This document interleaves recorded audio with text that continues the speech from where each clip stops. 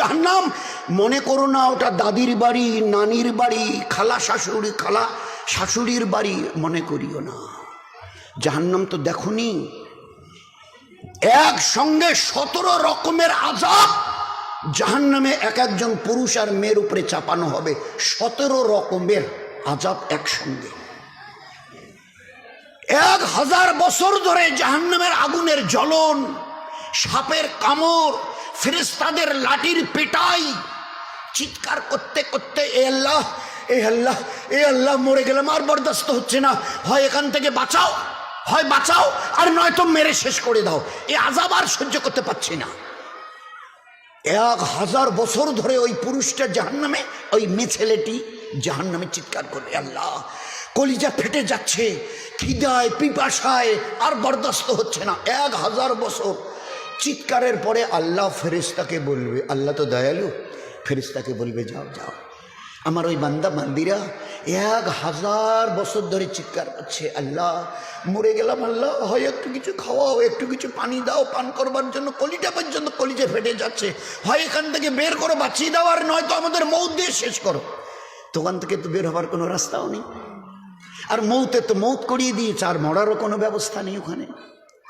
তো চিল্লাবার পরে আল্লাহ হুকুম দেবে, যাও এদেরকে একটু খানার পানি দাও। ফেরেশতারা বলবে, আল্লাহ কি খানা দেবো? বলে জক্কুম, জক্কুম খাবার জন্যে। আর পানি কি দেবো? বলে হামিমাও ও গাসাকা। জক্কুম বলা হয় একটা কাঁটাদার গাছ, আমরা এখন তো খুব একটা চোখে দেখা যায় না, ওই ময়নার গাছ রাস্তার ধারে হতো, আর এইরকম লম্বা লম্বা কাটা, আর একটা ঠিস ঠিস ঠিস ঠিস করে কাটা হতো, একেবারে চতুর্দিকে কাটা, ওই রকম কাটাযুক্ত গাছ জক্কুম তার নাম হবে, তাকে নিয়ে গিয়ে খাওয়ানো হবে। তো ওটা যখন ফেরেশতারা খাইয়ে দেবে, চতুর্দিকে কাটা থই থই করছে, তো গলার মাঝখানে গিয়ে আটকে যাবে, না গিলতে পারবে, না অক করে ফেলে দিতে পারবে, না ঢোক গিলতে পারবে, না ফেলতে পারবে, গলার মাঝখানে গিয়ে পেট আর মুখের বাইরে আটকে যাবে গলায়। আচ্ছা, এই যে কাঁটাগুলো চতুর্দিকে গলার কণ্ঠনালীতে আটকে গেল, বিষগুলো, এর কাঁটাগুলোর বিষ আছে? কোনো বিষ আছে?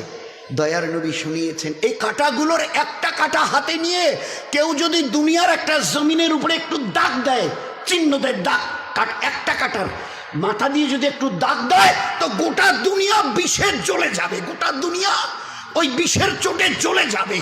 তো একটা কাঁটার আসরের মধ্যে যদি ওই বিষ থাকে, তো শত সহস্র কাঁটা যখন চতুর্দিকে আটকে যাবে, কি অবস্থা হবে?